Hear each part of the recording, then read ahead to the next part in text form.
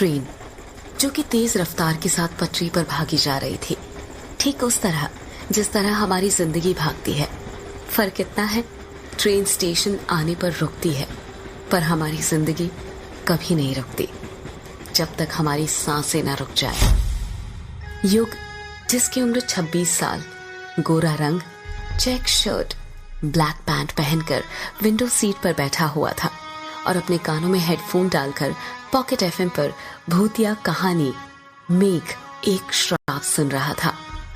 कहानी सुनते हुए ही युग विंडो के बाहर दिख रहे मेघालय के गारो पहाड़ की हसीन वादियों का मजा ले रहा था। वही गारो पहाड़ जिसका नामकरण तिब्बती तथा बर्मी जनजाति गारो पर हुआ था। गारो पहाड़ नीच चट्टान का बना हुआ था। पहाड़ों को चारों तरफ से सफेद बादलों ने घेर लिया था, जिन्हें देखकर ऐसा लग रहा था कि पहाड़ों ने बादलों की सफेद चादर ओढ़कर रखी हुई हो। उन्हीं बादलों को देखते हुए युग की आंख लग जाती है। अभी थोड़ी देर पहले युग की आंख लगी ही थी कि तभी उसे एक एहसास होता है कि कोई उसका हाथ छू रहा था। कोई बार बार युग का हाथ पकड़कर हिला रहा था।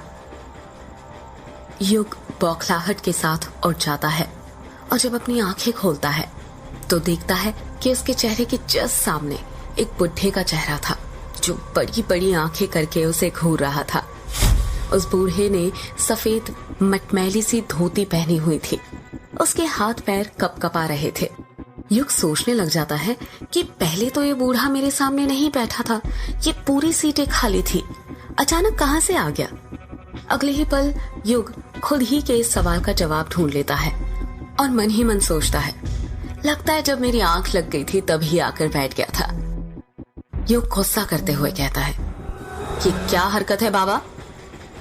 वो बूढ़ा खांसते हुए कहता है, माफ करना बेटुआ, पर क्या करूं, तुमसे कुछ काम था इसलिए तुम्हें उठाना पड़ा। युग हैरानी के साथ कहता है, क्या कहा? काम था? आपको मुझसे क्या काम था? वो बेटा, मुझे जानना था कि वक्त क्या हुआ है। ये बात सुनकर युग का दिमाग घूमने लग जाता है और वो गुस्से के साथ अपनी घड़ी में देखते हुए कहता है, 11 बजने वाले हैं। अच्छा, मतलब 1 घंटे बाद मेरा स्टेशन आ जाएगा। युग कुछ जवाब नहीं देता और उस बूढ़े को घूरने लग जाता है। वैसे बेटुआ, तुम कहाँ पर जा रहे हो? युग उस बूढ़े के सवाल का जवाब देते हुए कहता है, वो मेहंदी पथार जा रहा हूँ। मतलब तुम भी मेहंदी पथार जा रहे हो? युग उस बूढ़े के सामने उंगली करते हुए कहता है, मतलब आप भी? हाँ बेटुआ, चलो अब सफर आसान हो जाएगा। जब कोई बात करने वाला मिल जाता है ना तो सफर जल्दी कट जाता है। तुम मेहंदी पथार में कहाँ पर जा रहे हो?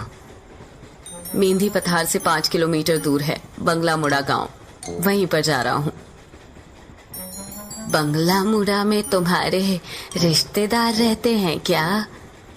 नहीं, बंगला मुड़ा गांव में तो नहीं, पर रोंग कामुचा गांव में रहते हैं।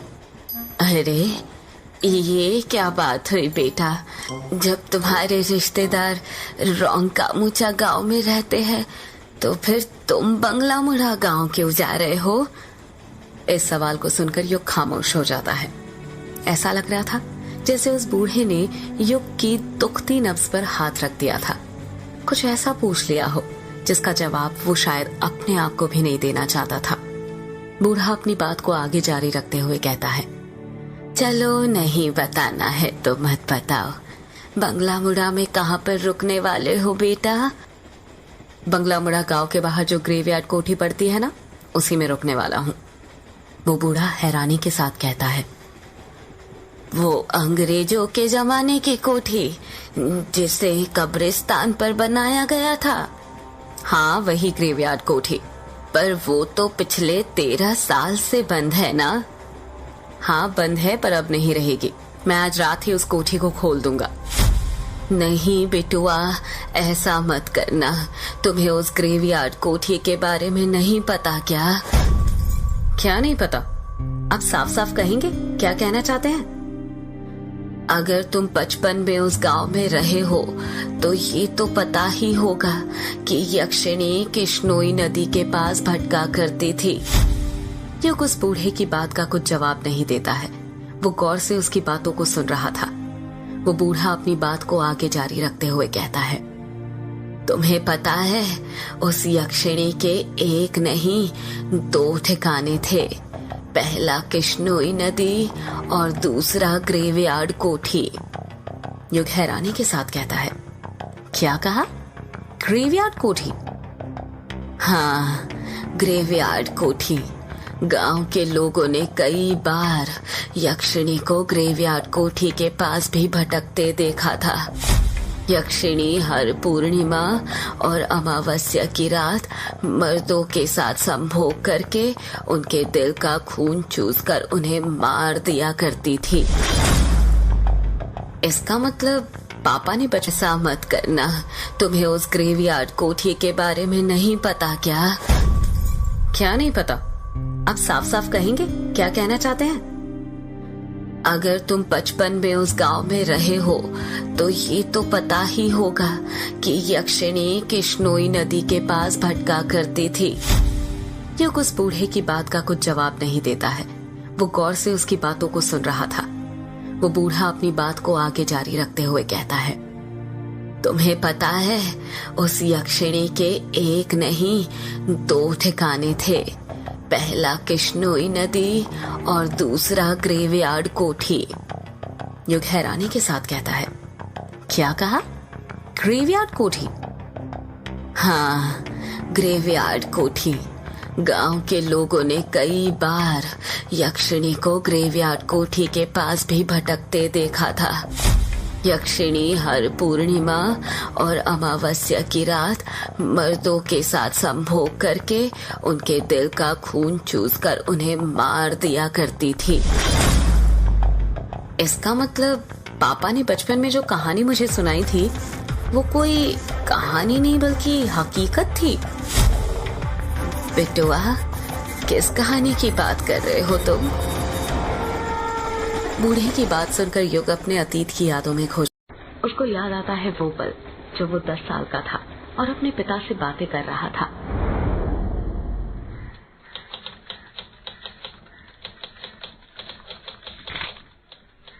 पापा पापा, क्या कर रहे हो आप? युग ने प्यार से पूछा। कुछ नहीं बेटा, कहानी लिख रहा हूँ। युग के पिता ने टाइपराइटर पर कहानी टाइप करते हुए कहा। क्या कहा पापा? कहानी? कौन सी कहानी लिख रहे हैं आप? यक्षिणी की कहानी बेटा। पापा, मुझे भी यक्षिणी की कहानी सुनाइए ना। नहीं बेटा, तुम अभी बहुत छोटे हो, तुम डर जाओगे। जब बड़े हो जाओगे तब सुनना, ठीक है?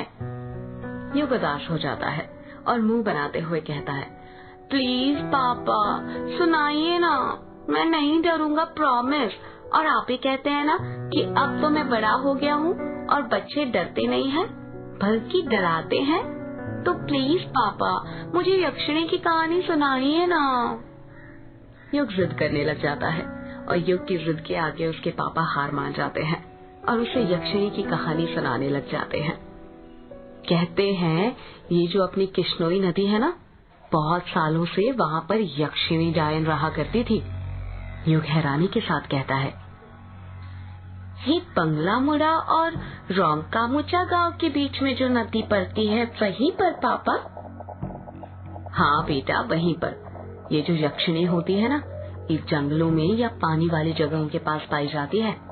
हर पूर्णिमा और अमावस्या के दिन आने जाने वाले मुसाफिरों को जो रात में नदी पार किया करते थे, उन्हें ये लुभाती थी और अपने रूप जाल में फंसाकर अपना शिकार बनाया करती थी।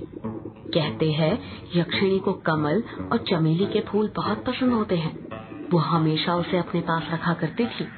जिन पुरुषों को यक्षिणी अपना शिकार बनाती थी, उन्हें वो सबसे पहले कुछ खाने को दिया करती थी।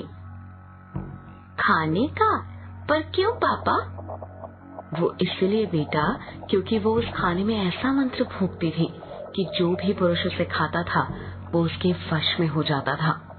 ऐसे ही एक बार यक्षिणी ने एक पुरुष को अपना शिकार बना लिया और उसे अपने वश में करने के बाद उसके साथ संभोग करने लग युग बीच में ही बोल पड़ता है, ये संभोग क्या होता है पापा? युग का सवाल सुनकर युग के पिता चुप हो जाते हैं और वो बात को घुमाते हुए कहते हैं, ये आपके मतलब की चीज नहीं,